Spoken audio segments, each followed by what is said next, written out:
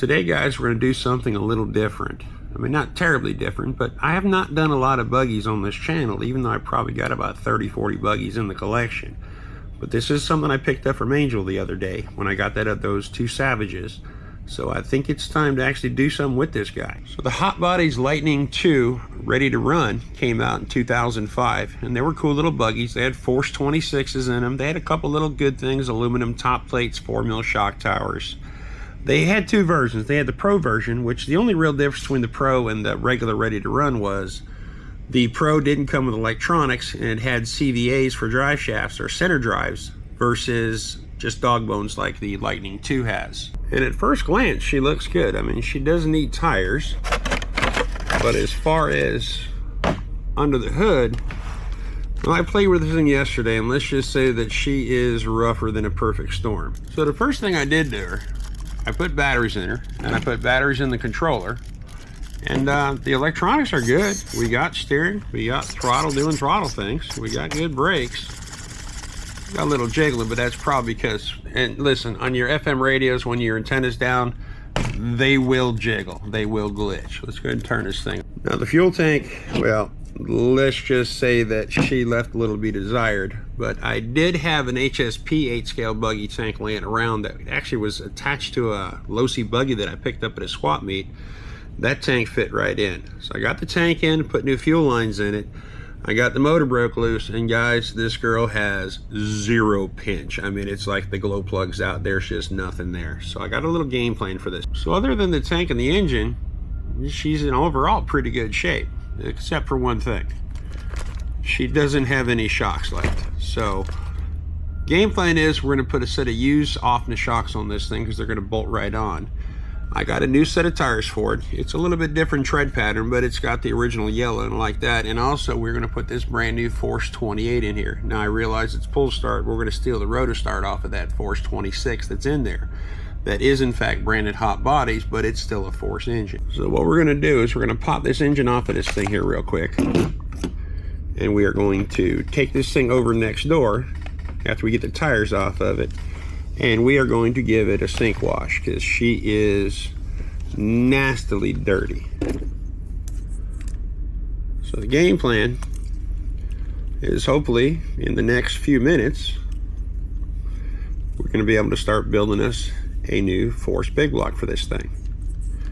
Now that Force 28 I got, that is when I went to Orlando in November for that Cash for RC event that wound up being a non-event because I kind of misread what old Mr. Andrew from Cash for RC was doing, and I wound up at a place called Graves Hobby Shop, and at that hobby shop I was able to score some pretty cool stuff. And by score pretty cool stuff, I wound up with 4 Force 32s brand new in the box, 2 Force 28 pull starts brand new in the box, 2 Force 21 Pros brand new in the box, and I think I wound up with an airplane engine too. But I don't know why I bought the airplane. Oh, it was cheap, and it was in fact a new in-box Force Nitro. And I think I also picked up an SH28 in there too, brand new. But it was like the old school box. You can still buy those things pretty cheap. But there's our engine, folks. So what I'm gonna do, I'm gonna pop the tires off this thing, I'm gonna take it next door, and we're gonna make it look pretty. And gentlemen, those shocks leak bad. Let's go get this thing cleaned up. Well, she's hardly spotless, but she didn't come out too terribly bad for what we're planning on doing this thing. So I'm not looking to restore this thing. I'm looking to make a runner out of it. So checking her out, she's not in bad shape. All the bearings are good. The chassis a little scratched up. No broken control arms. All the hubs are good. You know, they're still kind of nasty from them leaking shocks. It was missing a bolt in the C-hub, so I've got one in there, and she's nice and tight. So what we're going to do, I'm going to go ahead and swap these shocks out, guys. I'm not going to do it on camera, but I'm using these Offna Hyper 7 shocks.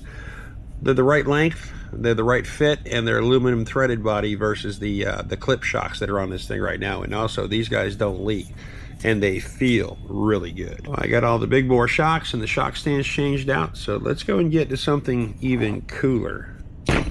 Let's get this Force dressed and ready to get in there. And before you do anything, clone that carburetor. So this Force, I had to flip the carburetor, and I had to move the throttle arm over to make sure it matches up what we had. Once you get that done, the only reason I do that first is so I don't forget it, because it's always the same stuff. You get everything ready to go and go to hook your carburetor up, and you forgot to do what you had to do to make it work.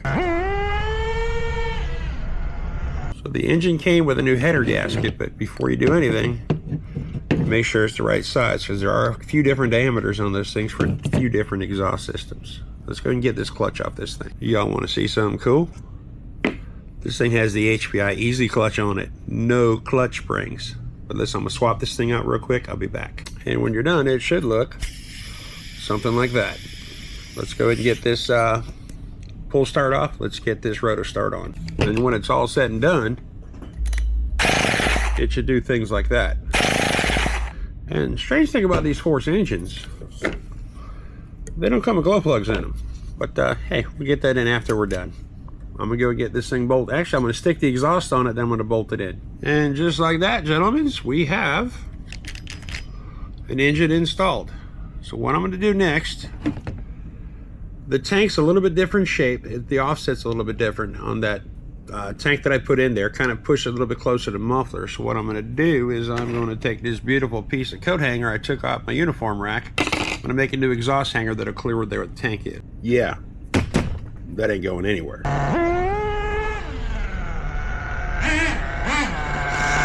So I'm gonna go ahead and stick this tank in, get this engine warmed up, and this thing is just about ready to fire.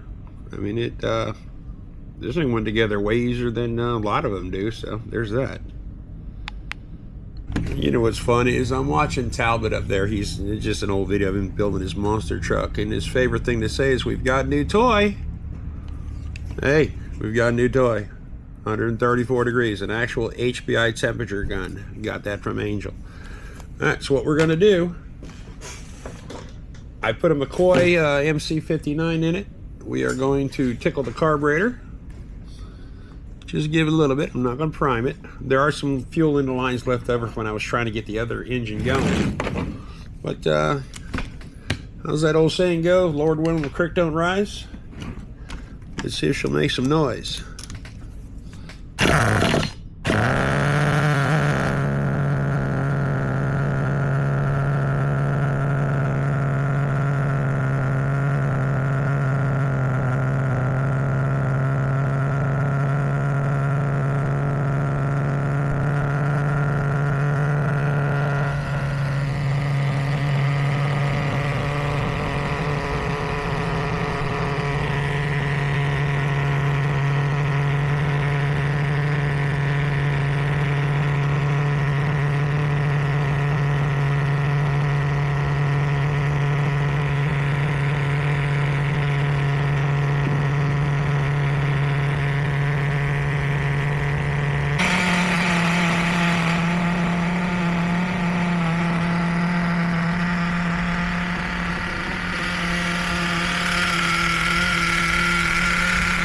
I got an interesting question for you guys. So I'm breaking this thing in on Traxxas 33%. Now this is stuff I got from Ricardo. Now this stuff says right on the can, 2.5 on the top. Then on the bottom it says Advanced Protection for Pro 15, but there's no mention of a 3.3. Now hear me out for a second. So this is a Traxxas 4909. This is a 2006 short chassis OptiDrive with reverse 3.3. So this is the first 3.3 they ever put into a Traxxas product. Does that mean that this fuel predates 2006? But listen, I got 8 gallons and this is gallon number 4. I'm gonna keep on burning it.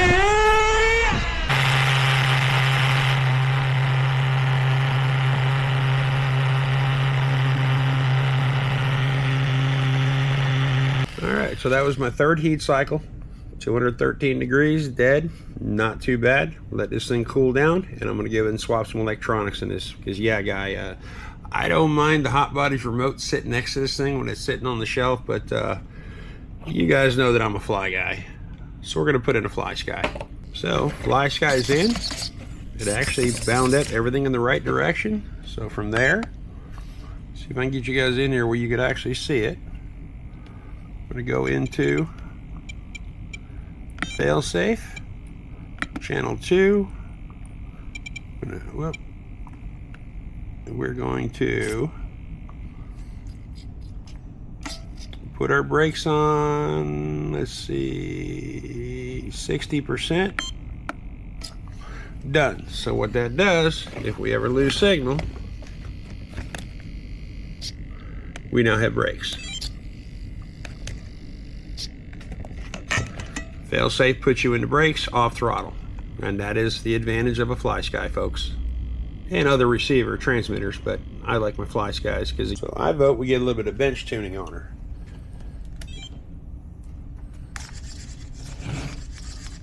I love how the throttle servo just kind of jiggles for a minute and then she's fine, but I'm not gonna be mad at it. It's still doing throttle servo things.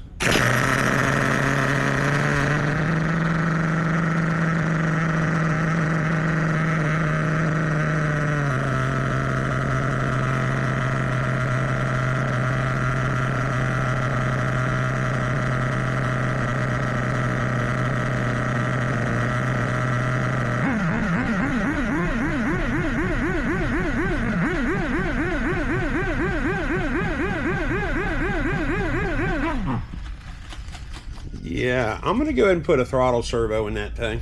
All right, so we're gonna warm this thing up, do some bench tuning, take 2, because, well, yeah, throttle servos are kind of important.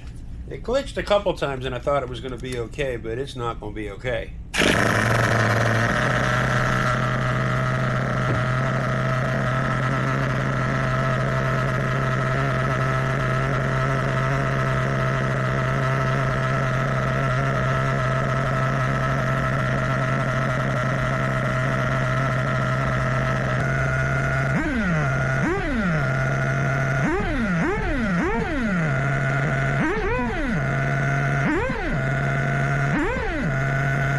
Now, I have not touched a needle on this carburetor besides idle speed, and I brought the low speed in a little bit to get some head temperature out of her to get her above 200 degrees, but this thing's going to be nasty. I think we should go and get this girl outside and see how long see if she does what she looks like she might want to do. Hey guys, for the game plan, we're going to get her steering trims right.